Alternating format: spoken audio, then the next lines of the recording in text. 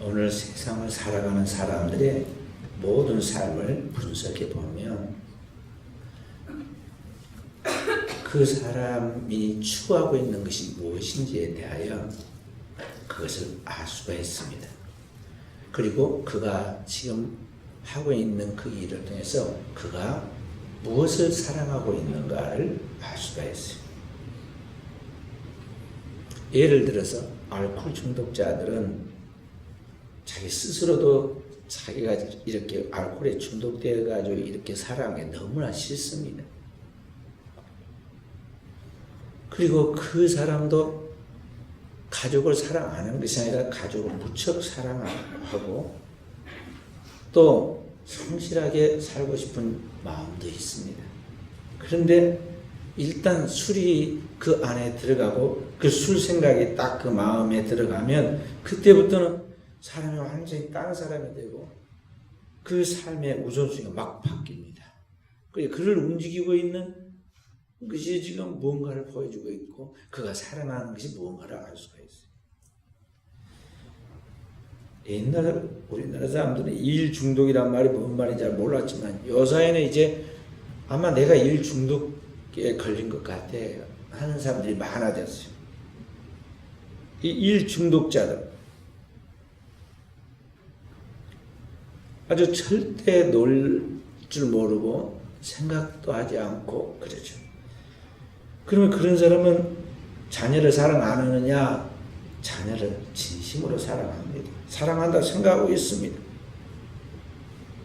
그리고 자기가 이렇게 열심히 일하는 게 자녀들을 위해서 일하는 것이라고 그렇게 말을 합니다. 그런데 실제로 자녀들과 함께하는 시간을 내지를 못하고 자녀들을 위해서 함께 어울리지 못합니다. 왜냐하면 일이 주는 보상을 더 사랑하기 때문에 자녀 돌보는 것을 뒤로 해요. 그 모든 사회에서 소위 성공했다고 하는 사람들을 보면은 이 가정의 자녀의 문제에 있어서 거기에 나중에 후회할 그런 일들이 생기는 것을 보게 되죠. 우리나라에 지금 많은 문제를 가져오고 있는 이 성에 대한 문제, 여러 가지로 표현하고 있는 이 문제, 이 간음에 대한 또는 음란에 대한 이런 문제들도 그 사람들이 가정을 사랑하지 않거나 가족을 사랑하지 않거나 아내는 남편을 사랑하지 않은 것이 아닙니다. 다 그 사람들도요 가정을 사랑하고 아내를 사랑하고 남편을 사랑한다고 말합니다. 그런데 일단 그 마음속에 정욕이 불같이 일어나면 그 욕정이 그를 지배하는 순간, 욕정을 사랑하는 그 순간 모든 것을 다 뒤로 하고 결국에는 부정을 저지르고 말죠. 습관적으로 그렇게 하고.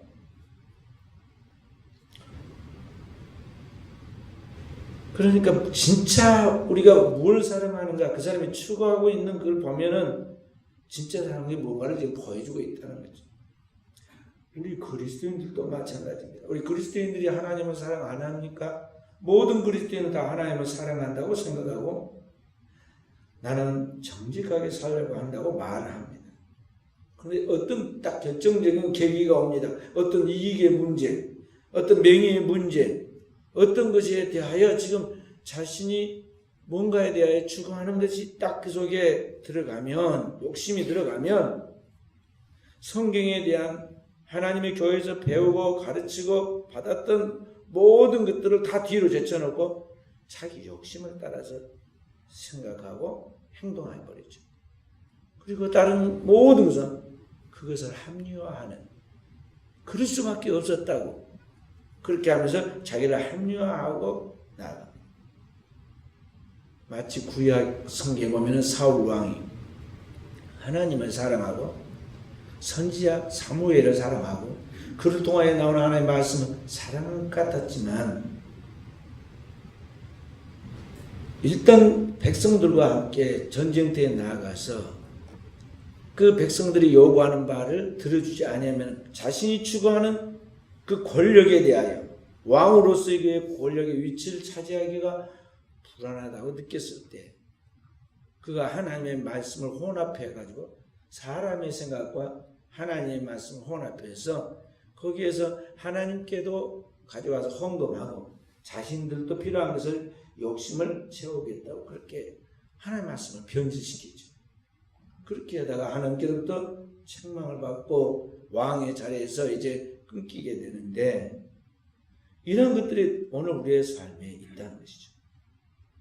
그러니까 오늘 우리가 예배 드리면서 교회 또 나와서 주님 앞에 찬양하고 주님을 사랑한다고 노래하고 그리고 주님께 사랑을 같이 기도하고 그런 것 같지만은 결정적인 순간에 가보면은 자기가 사랑하는 게 뭔가 나와요. 하나님보다 더 사랑하는 것, 쾌락을 더 사랑하고 돈을 더 사랑하고 명예를 더 사랑하고 세상과 세상에 있는 것들을 더 사랑하고 자기를 사랑하는 이게 나온다는 거죠. 그러니까 주님께서 아무든지 나를 따라 그래거든 자기를 부인하고 자기 십자가를 지고 나를 쫓아가는 것은 주님을 진정으로 사랑한다면 가정, 부모, 형제, 자녀까지도 더 미워하지 않으면 내게 합당치 않다고 그랬고 심지어는 자기 자신을 십자가에 못 박지 않으면 오늘 주님 앞에 합당치 않다고. 그러니까 주님을 진정으로 사랑하고 하나님을 경외하면서 그 뜻대로 살려고 하는 사람은요 삶의 우선순위를 다 점검해서 내려놓을 수 있어야 돼요. 철저하게 부인해가지고 내려놓을 수 있어야 한다. 오늘 하나님이 우리를 사랑한다고 말씀하십니다. 그 하나님이 진짜 우리를 사랑한가를 우리는 그가 하는 것이 무언가를 보면은 알 수가 있죠. 주님께서 하늘에서 사랑한다고 천군 천사와 함께 우리를 바라보며 노래할 수도 있어요. 우리를 기쁘게 해줄 수도 있고. 그런데 왜 굳이 하나님 그분 자신이 자기를 그 본체를 버리고 자기의 생명을 비워가지고 이 땅에 내려오시고 사람이 되고 종이 되고 십자가에 죽기까지 하셨느냐. 하나님께서 독생하신 하나님께서 그 아들 예수 그리스도의 몸으로 이 땅에 내려오셔서 자신의 전체 그 존재 전체인 하나님의 본체를 버리고 자신의 생명을 희생하죠. 그리고 우리가 일생 동안 우리 이전에 또 우리 이후에 모든 사람의 지은 모든 죄를 다 담당하고 십자가에서 그 죄의 대가를 치러서 고난받고 죄의 값은 사망이므로 죽임을 당하고 그리고 그 후에는 영원한 심판이 있으므로 주님이 친히 음부에까지 지옥에까지 뛰어들어가시죠. 그리고 성경 뭐라고 말씀하시냐면 내가 이처럼 너희를 사랑하였노라. 하나님의 세상을 이처럼 사랑하사 독생자를 주셨으니 하는 것이 바로 그것입니다. 그리고 이건 인간의 어떤 혈연 관계 때문이나 피가 당긴다고 그러잖아요. 할아버지, 할머니들은 지질이도 못난 다른 집 손자 같으면 못 나가지고 두 번도 안 볼 건데 자기 손자가 하는 짓이 다 예뻐가지고 어쩔 줄을 모르고 자랑하고 싶어가지고 어떻게 자랑하느니 그 사람들 그러잖아요. 돈 내놓고 만원 내놓고 자랑하라고. 저도 크리스마스 무렵에 우리 후배 목사님 저기 충주 상열교회 충주 노회장 가시고 부흥전도단에 지금 부단장님이신가 아이가 근데 우리 후배 목사님이신데 저한테다 카톡을 딱 보냈어요. 뭔고 동영상 열어보니까 손자에 두 돌 된 손자 기저귀 차고 아직 치우도 않은 그 선풍기도 뒤에 있고 그건 뭐 라면인가 뭔지 무슨 라면인지 제가 라면을 잘 안 먹으니까 모르는데 뭐 라면 봉지도 보니까 거기에 있고 거기에 앉아서 자기 할아버지 집에서 많이 키운가 봐요. 할머니랑 목사님이 하신 할아버지 목사님 하는 걸 흉내내는 이야 교육에 가르치지 않았겠지만 저절로 보고 듣고 하는 교육은 무섭다는 느끼죠. 성경책을 탁 해더니 기저귀 찬 아이가 하나님 아버지라고 그런가 봐요. 아빠지 이러면서 순식간에 성경 두독을 하더라고요. 앞으로 제쳤다 뒤로 제쳤다. 그 다음에 조금 있다가는 예수 더 하고, 예수님 부른 거예요. 예수. 조금 있더니 손을 탁 들거나 주여 주여 주여. 그랬더니 성경책을 넘어서 이번에 피아노를 치러 간다고 탁 가더니 또 피아노 칠 때 그걸 악보 본 걸 봤는가 봐요. 거꾸로 된 걸 다시 또 지라서 반드시 놓고는 막 친다고 그렇게 하는데, 제가 봐도 귀여워서 말이죠. 제가 거기다 아유 귀여움이, 그리고 내가 글자를 써서 보냈어요. 그런데 자기 할아버지 얼마나 예쁘면은 그냥 저기 우리가 부흥사들한테 다 보냈겠어요. 다 피가 당겨서. 주님과 우리와의 관계는 혈연의 관계가 아니에요. 이런 혈연의 관계가 아니라 본능에 끌리고 뭐 혈연에 끌리는 관계가. 또 고향 사람, 우리나라 사람 많이 따지잖아요. 고향 어디냐고. 역시 고향 동양 만나니까 좋다고 그러고 말이죠. 그리고 혈연 관계나 지연 관계나 또 같이 어울려 살다 보니까 정이 들어서 노는 그런 것이 아니다 말이에요. 우리가 하는 짓거리는 하나님 앞에서 얼마나 미운 짓 많은지 몰라요. 하나님과 원수되는, 하나님과 상관없는 온통 마귀의 짓을 하고 다니잖아요, 우리가. 그래서 주님 그러셨잖아요. 너희의 애비는 마귀다. 독사의 자식들아. 마귀, 에뱀 그 특성을 드러내니까 너희가 독사의 자식이다. 그런데 그런 우리의 행동과 행위와 상관없이 하나님 그분 자신의 본성에 따라 하나님은 사랑이세요. 그리고 하나님의 사랑은 책임을 지는 사랑이야. 그러니까 하나님께 우리를 창조하셨으므로 우리가 어떤 미운 짓을 하고 어리석은 짓을 하고 못된 짓을 해도 그거 상관하지 아니하고 우리를 사랑하시는 그 거룩한 사랑, 하나님의 그 숭고하고 거룩한 신적인 이 사랑 때문에 오늘 우리를 향하여 그의 독생자를 내려보내시고 그를 매달라 십자가에 죽기까지 우리의 모든 것을 다 거기다 떠넘기고 그를 죽여서 그 죄의 값으로 영원한 심판까지 받도록 음부에까지 내려보내셨다는 것입니다. 그 성경이 우리가 아직 죄인 되었을 때 그리스도께서 우리를 위하여 죽으심으로 우리에 대한 하나님의 사랑을 확증하셨다 그랬어요.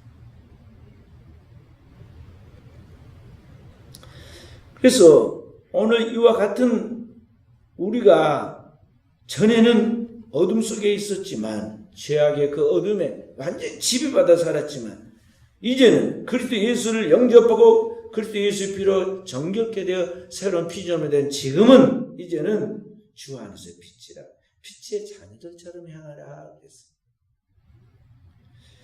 그래서 오늘 우리가 지금까지 우리를 나를 움직이는 것이 다른 것이 있었어요. 그리고 내가 사랑하는 것이 하나님을 입술로는 사랑한 것 같이 사랑한다고 말했지만 실질적으로 내가 사랑해서 이 세상과 세상에 있는 것들, 육신의 정욕과 안목의 정욕과 이성의 자랑들이에요.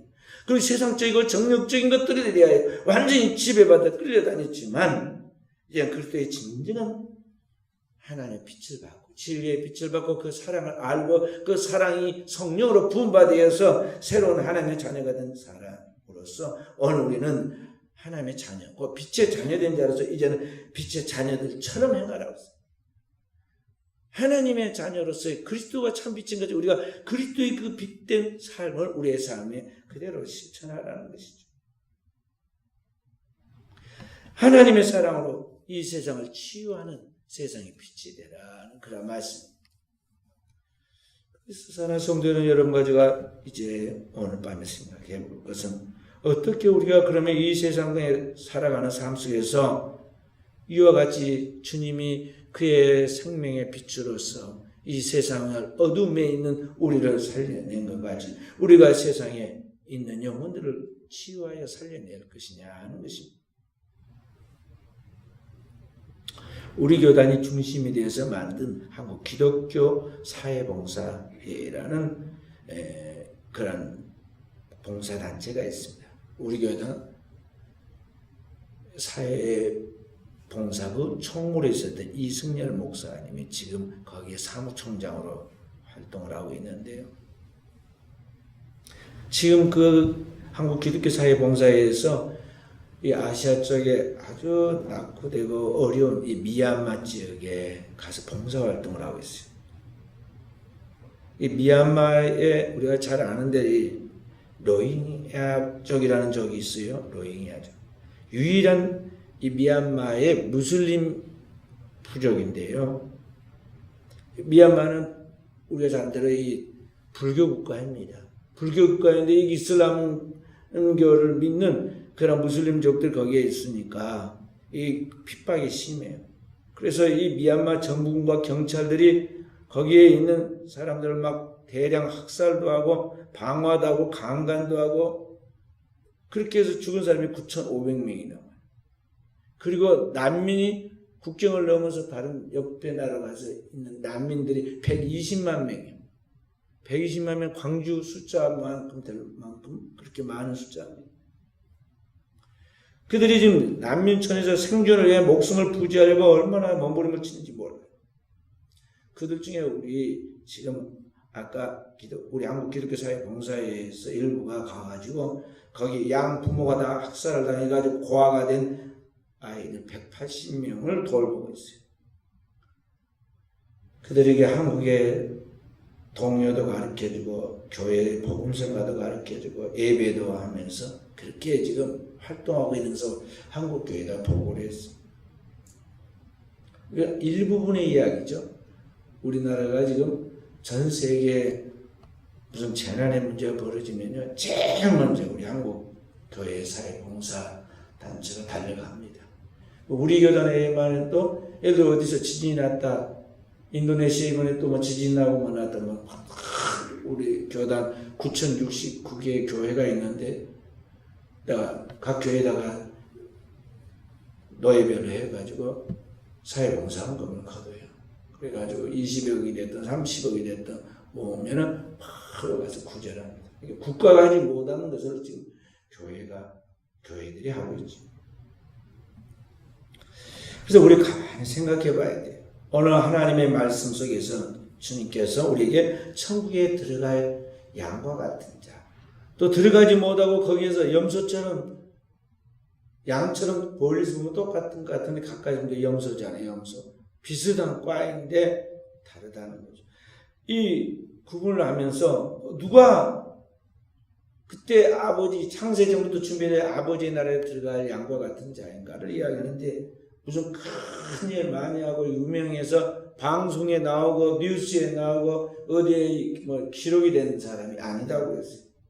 오늘 하나님의 말씀에 뭐라고 그랬느냐 하면은 거기 우리의 생활 가운데서 아주 사소한 일상 속에서 아주 단순한 것들인데, 다시 말해서 우리의 생활 속에서 헐벗고 있는 사람 입을 꽂히고, 몸에 병 들어가지고 불편한 사람 돌봐주고, 감옥에 갇혀서 아무도 쳐다보지 않는 외면한 사람들, 그 사람들 돌보고, 배고파한 사람, 굶주린 사람 돌봐주고, 그런 사람들 외면하지 않고 마음을 담아서 돌봐주는 것이 곧 하나님의 나라에 들어간, 하나님이 지금 살펴서 채점을 매길 때 거기에 점수를 주는 그런 내용이라고 그랬어요. 그러니까 오늘 우리가 이 단순하고 그러나 어린아이도 할 수 있는 이 순수한 일들을 세상의 다른 일과 비교해 볼 때 절대 차별을 두지 않고 그런 일에 대해서 마음을 똑같이 담고 실천한다는 거죠. 그렇게 하지 아니하고 오늘 우리가 세상의 다른 일을 우선순위다 두고 이것은 차별을 딱 두면 그때부터 우리의 순수함이 사라지고 하나님이 보시는 그 거룩한 눈빛으로 볼 때 너는 아니다 하고 우리의 삶을 갖다가 인정하지 않는 그런 요인이 된다는 것이죠. 그러니까 주님이 말씀하신 것으로 말하면요, 외식하는 서기관과 바리새인아 회칠한 무덤과 같으니 하는 그 말씀처럼 오늘 우리의 신앙이 삶에서 동일하게 나타나는데 이것이 안 되고 마음에는 하나님 말씀을 믿고 있는 것 같은데 삶의 현실에서 그 실천이 안 됨으로써 이상과 현실에 괴리가 와 있다는 거죠. 이 격차를 줄이지 아니하고 그대로 계속해서 그걸 고정되어 가지고 습관화되고 인격이 되어서 삶이 항상 이와 같이 이율배반적으로 나가게 되면 너 천국 못 들어간다. 쉽게서 지금 그걸 이야기해 주고 있는 겁니다. 그 사랑하는 성도 이런 것은 가라지도 알곡이 될 수 있는 지금 기회가 지금이에요. 눈 뜨고 숨 쉬고 살아있을 때는 가라지도 알곡이 될 수 있는 이런 기적적인 역사가 나타날 수가 있어요. 그러나 일단 숨이 딱 코에서 떨어지고 우리가 죽고 난 다음에는 절대 제2의 기회가 없어요. 한 번 가면 다시는 제2의 바꿀 수 있는 길이 없다는 거죠. 그래서 오늘을 살아가는 동안에 우리는 주님 앞에서 늘 하나님의 말씀의 거울과 잣대를 놓고 우리 자신의 삶을 적용하고 지켜보면서 우리가 잘못되고 부족한 것들에 대해서는 주께서 우리가 말씀은 뭐냐면 회개하라는 거죠. 거기서 돌이키라는 거죠. 그러면 너는 이제 천국 들어간다. 그래서 주께 회개하라 천국이 가까웠느냐는 말이 그런 거예요. 이것을 계속 우리는 반복해야 돼. 완전하게 되는 게 아니라 우리는 늘 불완전한 삶을 살아가고 있고 아직 미완성의 존재이기 때문에 그렇게 형상을 향하여 만들어져 가고 있는 과정 중에 있기 때문에 우리는 계속해서 여기에 대해서 도전하고 노력해서 변화와 성숙을 가져오도록 해야 한다는 것입니다. 그래서 지금 2년 동안에는 우리 아동부, 중고등부 데리고 제가 저기 호남 쪽, 영남 쪽 하면서 순교자들이 발자취를 쫓았어요. 제가 올 여름에는 미리부터 지금 기도하면서 계획을 세워놨어요. 저 부산 쪽으로 가가지고 장기려 박사 기념관을 탐방하고 그쪽 바닷가 그쪽의 동네를 한 바퀴 구경하고 시키고 그러고 올까 지금 준비하고 있어요. 기도하고 준비하고 있어요. 예, 장로님이 가실 거예요? 예, 벌써부터 예약이 딱 들어왔습니다. 여기 가면 이제 거기 가면 장기려 박사 기념관이 이제 최근에 만들어진다는데요. 이 장기려 박사는 일제시대 경석 의대를 수학하고 평양에서 의사와 교수로 활동하면서 교회는 평양 산정형 교회를 다녔어요. 오직 하나님을 사랑하는 믿음과 가난한 자들을 향한 사랑을 가지고 이렇게 살면서 세상 살아가는 일에는 너무나 관심이 없었어요. 그런 가운데 북한이 완전히 이제 일제가 끝나고 공산국가가 됐잖아요. 북한의 김일성 정권이 들어섭니다. 그래서 기독교인들 막 회개하려고 찾아다녔잖아요. 그때 장기려 박사는 그냥 순수하게 그렇게 말했어요. 주일 예배를 다 드릴 수 있는 것을 여러분들이 허락한다면 당신들의 요구에 협조하겠다.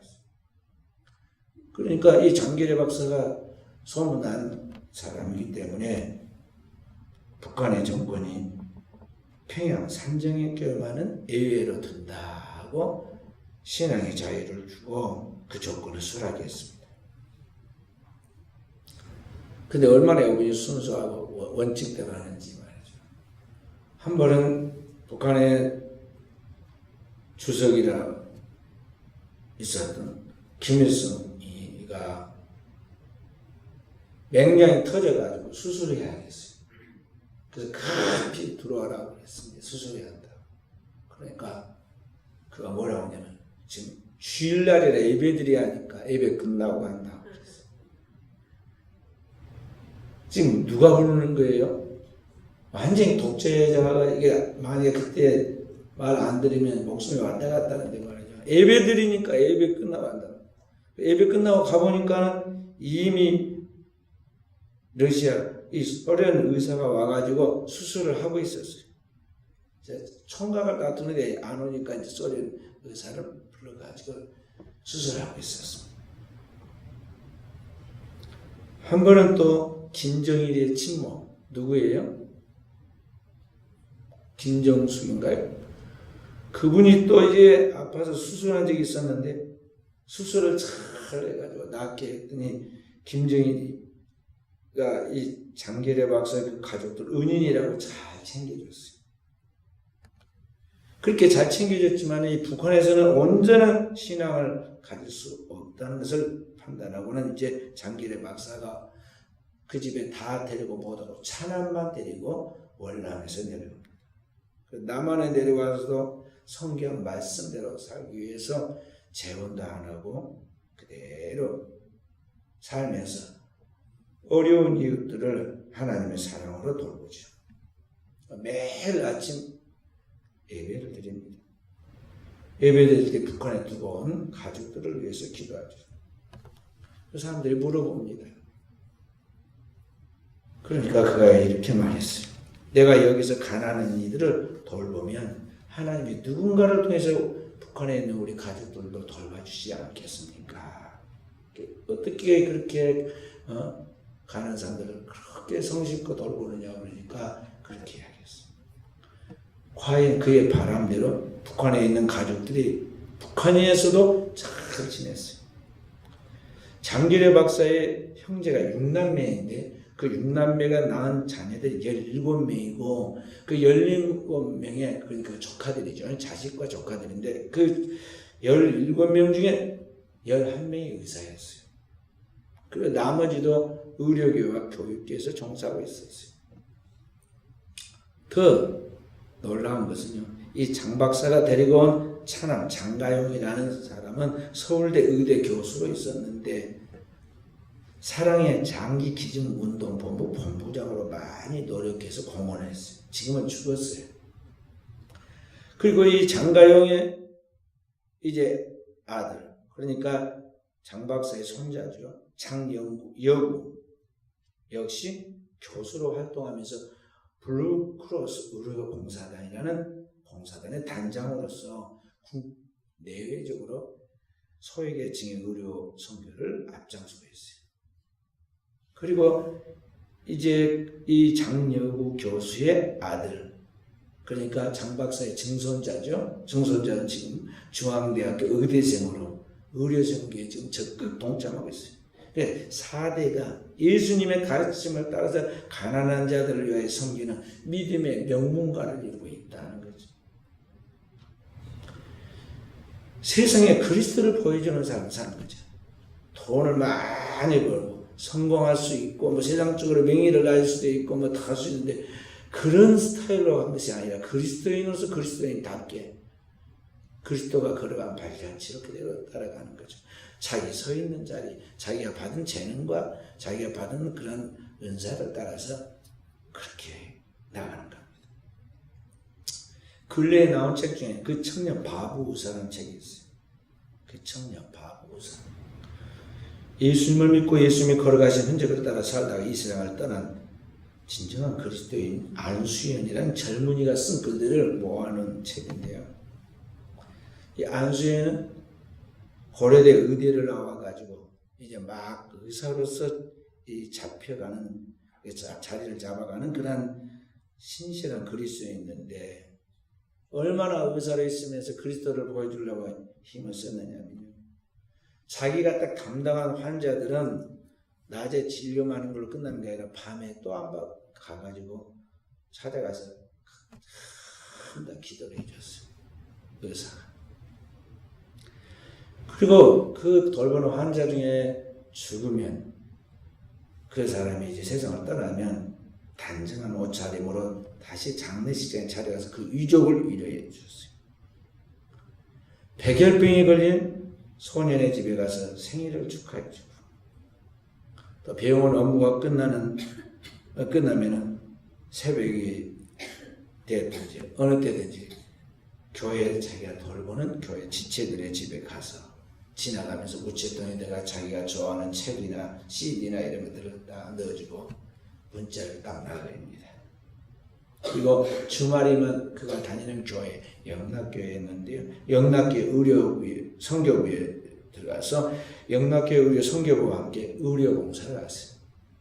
시작 그렇게 하는 거죠. 그러다가 이제 군대를 갔어요. 의사들은 군대 가면 뭐가 되죠? 밥티 2개 달아줘요. 중위부터 시작해 의사들은 군목들하고 그래 군의관으로 이제 입대하여서 역시 거기서 훨씬 봉사합니다. 군의관은 군대에 가서 제일 편하죠.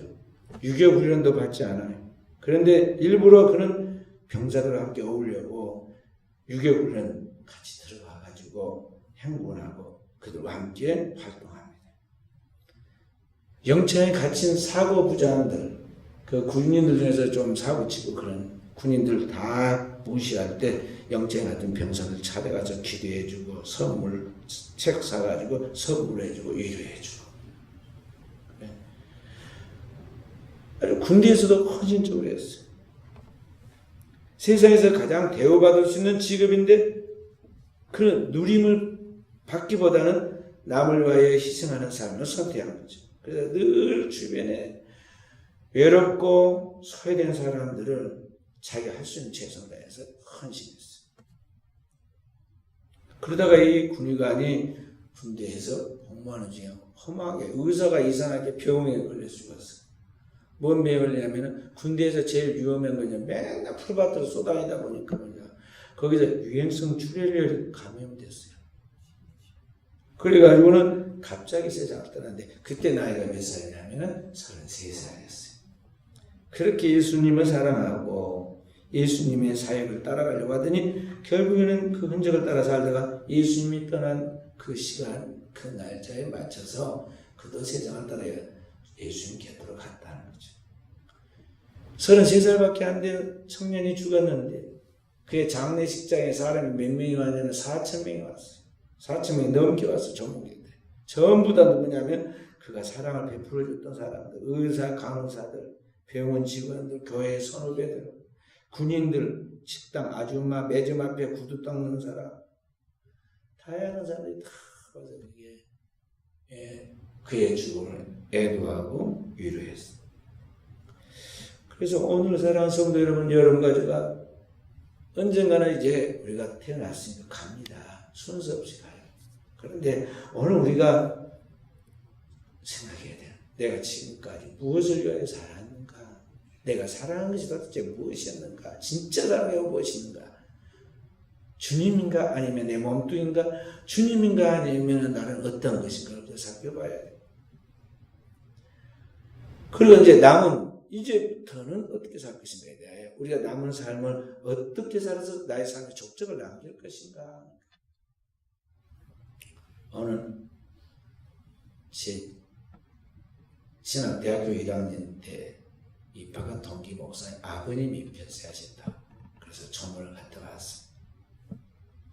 조문을 갔다 왔어요. 78년도에 만난 우리 목사님 동기니까요. 몇 년 돼 40이 넘었잖아요. 그때 그 아버지가 곡성 축복교회 전도사님이시더라고요. 그 세월이 이렇게 많이 가가지고 그분이 별세했어요.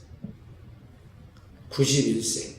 딱 91세 되는 1월 1일 아침에 돌아가셨어요. 하나님 앞에 가셨어요.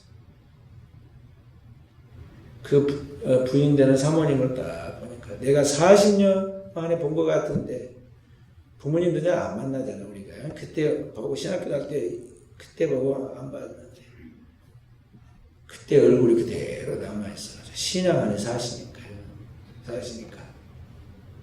87세다는데